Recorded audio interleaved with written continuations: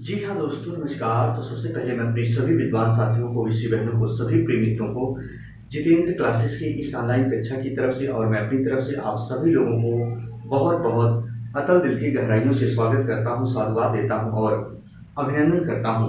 प्रिय स्टूडेंट, आप जान पा रहे होंगे कि आपके बिहार पीसीएल की क्लास अनवरत चल रही है और अनवरत चलेगी जब तक आपका एग्जाम खत्म नहीं हो जाएगा। ये अभी आपकी क्लास चल रही है जो प्रीवियस ईयर हमारे जो है पेपर में ये प्रश्न आए थे उनकी सिलेबस के अकॉर्डिंग आए थे और जो आपका 2024 का सिलेबस है उसके अकॉर्डिंग आपकी हिंदी की क्लासेस चल रही हैं। याद रखिएगा स्टूडेंट, हर एक टॉपिक हम क्लियर कराएंगे लेकिन आपको सिर्फ जमकर पढ़ना है। आज हम बात करने वाले हैं क्लास नंबर 6 की, यानी जो छठा पार्ट आप तक पहुंच रहा है। 5 पार्ट यानी जो 5 क्लास मैंने अटेंड की है दोस्तों, जो बनाई है वीडियो वो प्लेलिस्ट में पड़ी है, जाके आप देखिएगा, एक एक करके देखिएगा दोस्तों। हर चीज आपके समझ में जरूर आएगी, ऑटोमेटिक आएगी दोस्तों। आइए आज हम बात करेंगे वेरी वेरी इंपॉर्टेंट क्वेश्चन दोस्तों। अभी आप पढ़ने के बाद मैं रियल बता दूं, आपकी आत्मा गवाह करेगी, आपका दिलो दिमाग गवाह करेगा। काश सर ये चीज मैं पहले जान लेता, आपने इतनी अच्छी ट्रिक बताई। आइए हम बताते हैं दोस्तों, आज का जो हमारा टॉपिक रहेगा उसके आगे की क्लास जो हमारा वर्ण विचार का ओष्ठ की क्रियाशीलता के आधार पर। जी हाँ दोस्तों, ओष्ठ की क्रियाशीलता, ओष्ठ की क्रियाशीलता के आधार पर वर्णों का वर्गीकरण, वर्णों या ऐसे आ जाएगा स्वरों का वर्गीकरण। ध्यान से सुनना स्टूडेंट, इसका मतलब क्या है। ओष्ठ की क्रियाशीलता के आधार पर वर्णों या स्वरों का वर्गीकरण अगर ऐसे आ गया जहां ये लगा रहा ओष्ठ की क्रियाशीलता, यानी दोस्तों हमारे हिंदी भाषा भाषी के जो विद्वान साथी थे उन्होंने कहा 11 स्वरों में से कुछ ऐसे स्वर होंगे जिनको पढ़ते समय हमारा सिर्फ और सिर्फ मुखापे का सबसे बाहरी पार्ट जो ओष्ठ होता है, याद रखना, वो मूवमेंट होगा, क्रियाशील होगा। वो भी कैसे, आइए जरा देखते हैं। इसके आधार पर 2 भागों में वर्गीकरण किया गया। एक दोस्तों होता है वृत्तमुखी, एक होता है स्टूडेंट वृत्तमुखी, और वृत्तमुखी को क्या कहा जाता है, गोलाकार। वृत्तमुखी को क्या कहा जाता है, गोलाकार। और ये क्या होता है, अवृत्तमुखी। अवृत्तमुखी क्या दोस्तों, अवृत्तमुखी, यानी इसे क्या कहा जाता है, अगोलाकार कहा जाता है। क्या कहा जाता है, अगोलाकार कहा जाता है। तो ध्यान से सुनो, अब इसका मतलब क्या है। हम 11 स्वर लिख रहे हैं दोस्तों। अब अभी आप भी बताएंगे सच में इतना आसान था क्या।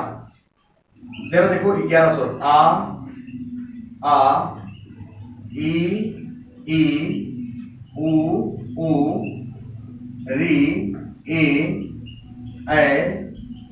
ओ और क्या दोस्तों, औ। अब याद रखना ऐसे कुल 11 स्वर हैं, इनमें से कुछ ऐसे स्वर हैं जिनको हम पढ़ेंगे तो हमारा ओठ गोल घूमेगा, गोल घूमेगा। देखो वृत्तमुखी का मतलब गोलाकार होता है, गोल घूमेगा। अच्छा देखो, अब जो हम कह रहे हैं उतना ध्यान से देखो। आप पढ़ रहे हो आ गोल नहीं घूम रहा है, ई गोल नहीं घूम रहा है। लेकिन दोस्तों जरा देखो, उ देखो, यहाँ छोटा उ बड़ा उ, यहाँ देखो री में नहीं घूमेगा, ए ओ औ। देखो याद करने का तरीका देखो, प्रैक्टिकली दोस्तों आपको बता रहा हूं, एग्जाम में आएगा 2 सेकंड लगेंगे सही करने में। यानी दोस्तों यहाँ क्या रखेंगे, उ और क्या रखेंगे स्टूडेंट, ओ या औ। देखो कितनी आसानी से सॉल्व हुआ। एक बार लाइक वाला बटन जरूर प्रेस कीजिएगा।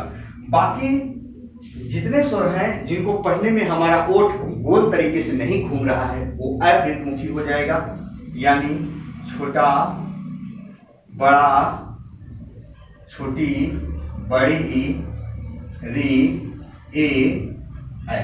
देखिए स्टूडेंट, बात समझ गए ना।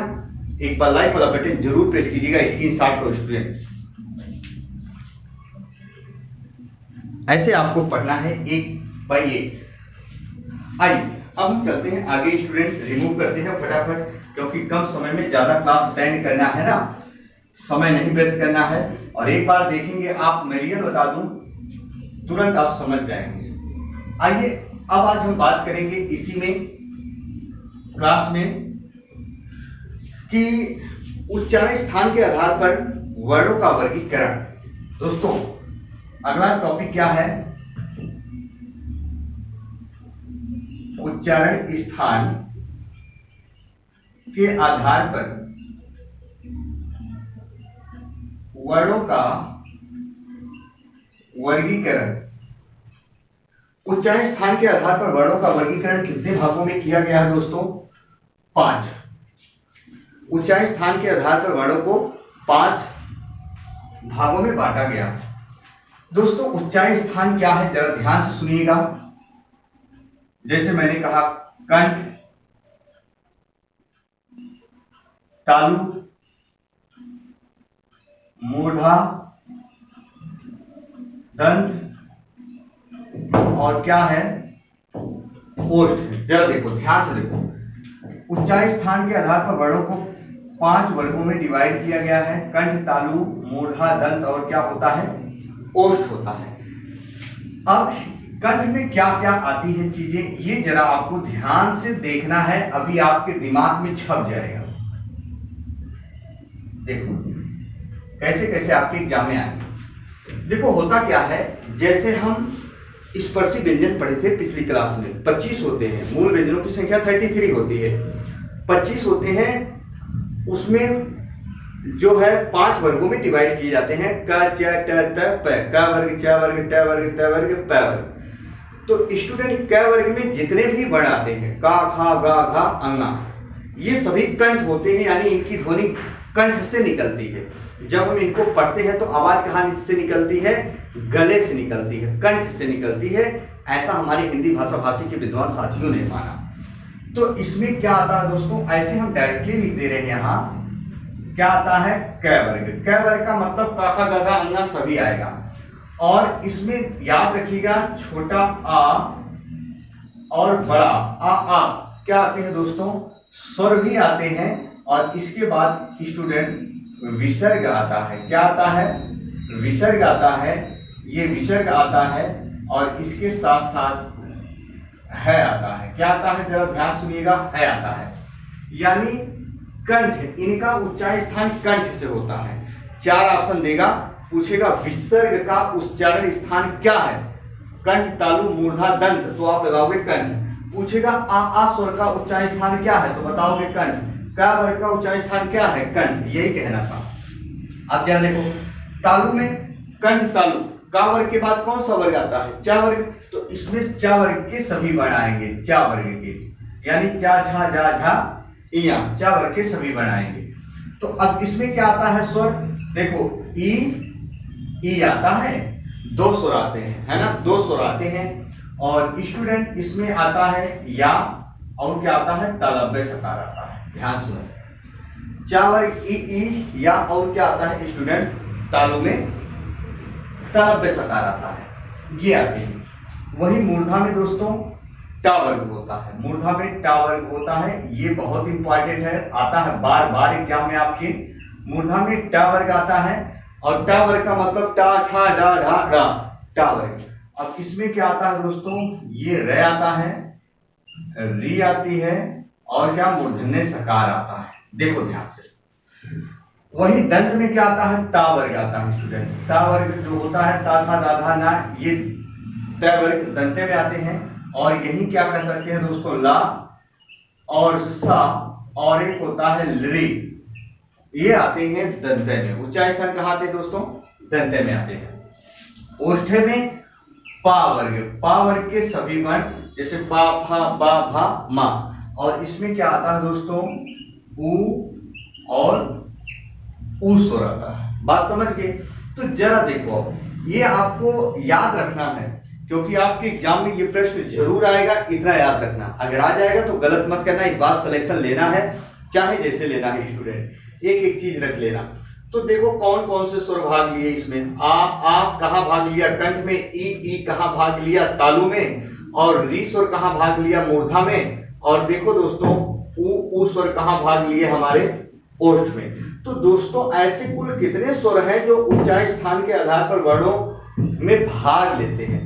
तो दो ये हुए, तीन हुआ, 2 2 4 5 और 2 कितने हो गए,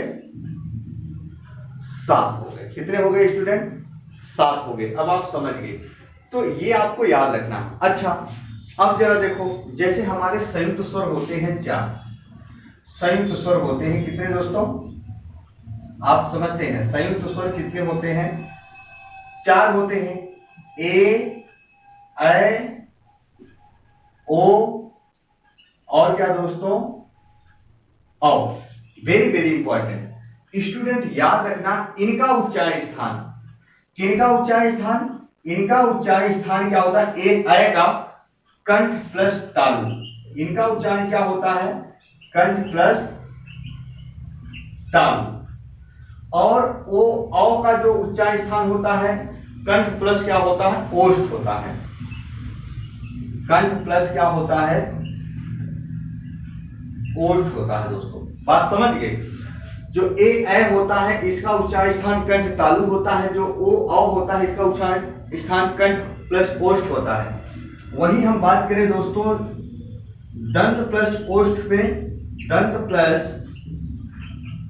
ओष्ठ जो होता है किसका उच्चारण स्थान होता है, वा का। आपसे पूछेगा वा का उच्चारण स्थान है तो दंत प्लस ओष्ठ, ऐसे पूछेगा दोस्तों, जरा देखो, हाँ ऐसे अलग से अगर पूछेगा, अलग से पूछेगा तो आपको जवाब देना है। इन दोनों को याद रखना, ये और ये चारों को जो मैंने अभी बताया। अब जरा देखो दोस्तों, आपसे पूछेगा इसका उच्चारण स्थान क्या है, ये इसका उच्चारण स्थान। तो इसका उच्चारण स्थान दोस्तों याद रखना, इसका उच्चारण स्थान नासिक होता है। मैंने बताया पिछली वीडियो में, ये अंग है, अंग का उच्चारण स्थान क्या होता है, नासिक होता है। तो आपको गलती नहीं करना है प्रिय साथियों, है ना, एक एक करके पढ़ना। आप एक बार स्क्रीनशॉट लीजिए फटाफट।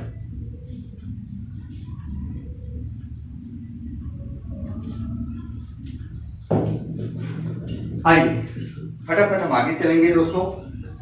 एक टॉपिक और बचा है, आपकी ये क्लास समाप्त हो जाएगी, है ना। देखो जरा, अब हम इसको रिमूव कर रहे हैं। अभी बहुत आसानी से आपको याद हो जाएगा हर सब कुछ। एक बचा है तालु की स्थिति के आधार पर।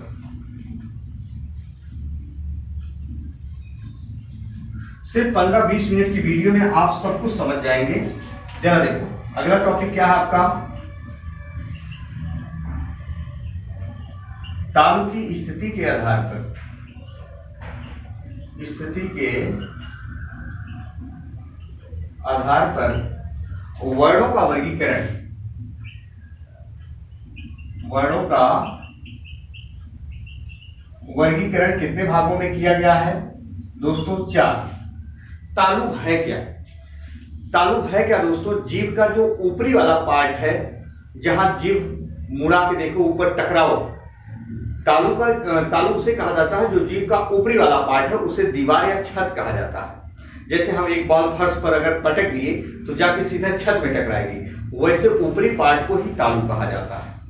ध्यान से सुनो, तालु की स्थिति के आधार पर 4 भागों में डिवाइड किए गए हैं। एक होता है दोस्तों, जरा ध्यान से सुनिएगा, वेरी वेरी इंपॉर्टेंट है, होता है समृद्ध स्वर,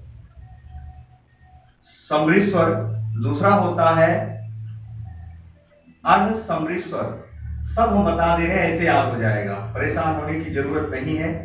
ऐसे होता है स्टूडेंट विपरीत स्वर, विपरीत स्वर। ऐसे क्या होता है, अर्ध विपरीत स्वर, अर्ध विपरीत स्वर। जरा ध्यान से सुनो, 4 हो गए यहां, तो आपने देख लिया 4 हो गए। देखो जरा 4 हो गए।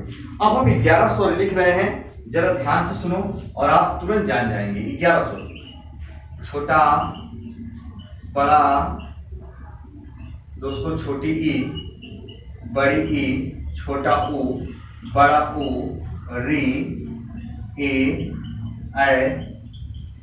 ओ, और क्या स्टूडेंट, औ होता है। ध्यान से सुनो। अब इसका मतलब क्या होता है? समृद्ध। समृद्ध का मतलब होता है स्टूडेंट बंद। अर्ध समृद्ध का मतलब होता है आधा बंद। विपरीत का मतलब होता है खुला।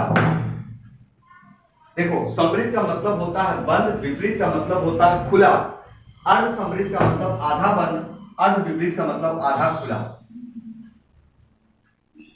आधा खुला। अब समझो, तो समृद्ध का मतलब होता है स्टूडेंट बंद, विपरीत का मतलब होता है खुला। यानी बंद का विलोम खुला होगा, समृद्ध का विलोम यानी विपरीत होगा, और अर्ध समृद्ध मतलब आधा बंद, अर्ध विपरीत मतलब आधा खुला। क्योंकि विपरीत का मतलब खुला, समृद्ध का मतलब बंद। तो अब आप समझ गए होंगे। हमारे हिंदी भाषा भाषी के जो विद्वान साथी थे, उन्होंने क्या कहा कुछ ऐसे स्वर या व्यंजन होते हैं, या ऐसे कुछ स्वर होते हैं जिनका हम उच्चारण करते हैं। उच्चारण करते समय हमारा मुखाव्य ज्यादातर स्थिति में नहीं खुलता। जैसे हम पढ़े इ, इ, उ, उ, री, इ, इ, उ, उ, री, तो मुंह ज्यादा खोलने की आवश्यकता नहीं हुई। अब पढ़ो आ, तो मुंह हमारा ज्यादा खुला। तो यही ये कह रहे हैं, समृद्ध का मतलब बंद। एकदम तो मुंह बंद होगा नहीं। ऐसे कुछ स्वर होंगे जिनको आप पढ़ोगे तो मुंह हमारा ज्यादातर स्थिति में बंद की स्थिति में होगा। जैसे आपके घर परिवार में कोई अतिथिगण महोदय हो, मरने की स्थिति में हो पर मरे नहीं हो, तो ये तो नहीं कहोगे फलाने मर गए, ये कहोगे मरने की स्थिति में है, चलो देखें। तो ऐसे मुंह बंद होने की स्थिति में होती है, लेकिन मुंह बंद नहीं होता, क्योंकि बंद हो जाएगा मुंह तो पढ़ क्या पाओगे। ऐसे विपरीत मतलब खुला। ऐसा कौन सा स्वर होगा इसमें जिसको पढ़ते समय मुख हमारा सबसे ज्यादा खुलेगा? आइए सबसे पहले देखते हैं। दोस्तों, आप जानते होंगे सबसे पहले बड़ा आ जब हम पढ़ते हैं आ, तो हमारा मुख सबसे ज्यादा खुलता है। विपरीत का मतलब खुला। आपसे पूछेगा विपरीत स्वर कौन सा है, तो विपरीत स्वर आ होता है। जैसे हम हमारे घर परिवार में छोटा बच्चा होता है, बच्चे के गले में कोई इन्फेक्शन हो जाती है, बच्चा कोई चीज निगल जाता है, हम अपने नजदीकी चिकित्सालय में डॉक्टर महोदय के पास जाते हैं। डॉक्टर महोदय बच्चे से कहते हैं बेटा जरा आकर, बेटा जरा आकर। आ करते ही डॉक्टर महोदय बच्चे के गले के इन्फेक्शन को देख पाते हैं या निकली हुई चीजों को देख पाते हैं। अब बच्चे को यह नहीं पता कि डॉक्टर महोदय आ ध्वनि का ही उच्चारण क्यों करा रहे हैं, ताकि मेरा मुखाव्य ज्यादा खुले और डॉक्टर महोदय मेरे गले में फंसी हुई चीजों को देख पाए। बात समझ में आ चुकी होगी दोस्तों। तो मेरा कहने का मतलब ये हुआ स्टूडेंट, ये आ होता विपरीत स्वर। अब इसका आधा किस में खुलेगा? छोटा में। तो अर्ध का मतलब आधा, यहां छोटा आ को बैठा दो। देखो याद करने का तरीका, इसका आधा सजातीय स्वर कौन सा है? आ, तो आ को मैंने यहां बैठा दिया। अब दोस्तों यहां पकड़ो आप, जो अच्छा तरीका बता रहा हूं, नहीं तो लोग रटते रह जाते हैं, रट नहीं पाते हैं, भूल जाते हैं। दोस्तों इसमें आपको क्या करना है, जो अ है और औ है, देखो जिस पे एक डबल मात्रा लगी है, एक से मात्रा इस पे एक अधिक लगी है, इस पे से एक अधिक मात्रा इस पे लगी है, तो जो अ और औ है, यानी इन दोनों की अपेक्षा इसमें ज्यादा मुख खुलेंगे। तो इसको याद रखना, अ और औ को इसमें रख दो। कहां? अर्ध विपरीत में। तो इन्होंने कहा भैया हम लोग 4 लोग हैं, 2 लोग यहां चले गए, जो 2 लोग बचे आधे वाले में, तो 2 लोग चले गए अर्ध में, अर्ध एक हिस्सा यहां बचा है, तो अर्ध को यहां रख दो, ए और ओ को यहां रख दो। अब देखो अब क्या हुआ, जितने भी बचे हैं स्टूडेंट, जितने भी बचे हैं, अब कहां रख दो? समृद्ध। यानी समृद्ध में क्या होगा? ई, फिर क्या होगा? ऊ, और क्या होगा दोस्तों? री होगा। बस हो गया। आपसे पूछेगा समृद्ध स्वर कौन कौन से होते थे? ई, ऊ, री। देखो इसको पढ़ते समय ज्यादा मुख नहीं खोलने की आवश्यकता होती। ई, ऊ, री। तो ये कितने होते हैं? 5 होते हैं। अर्ध समृद्ध स्वर 2 होते हैं, विपरीत स्वर आ होता है। और मैं रियल बता दूं आपके एग्जाम में क्या आएगा स्टूडेंट, एक बार लाइक वाला बटन जरूर प्रेस कीजिएगा, यही आएगा। बार बार पूछा, अर्ध समृद्ध स्वर कितने होते हैं? अर्ध विपरीत स्वर आ, ए, ओ होते हैं। एक बार स्क्रीनशॉट ले लो।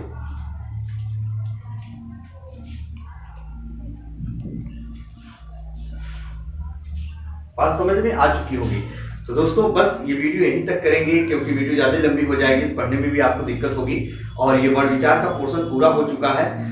इम्पॉर्टेंट जो चीज़ें होंगी ना, जैसे अभी वो क्या नाम है, कामता प्रसाद गुरु के अनुसार विराम चिन्ह, वो हम करा देंगे। ये क्लास पूरी हो गई, ये क्लास पूरी हो गई, फिर दूसरी क्लास हम स्टार्ट करेंगे। परेशान होने की जरूरत नहीं है। बस दोस्तों, आपका भाई आपका दोस्त अपनी वाणी पे ही विराम देता है। फिर हम मिलेंगे नए बिंदु के साथ। तब तक के लिए मित्रों, जय हिंद, जय भारत।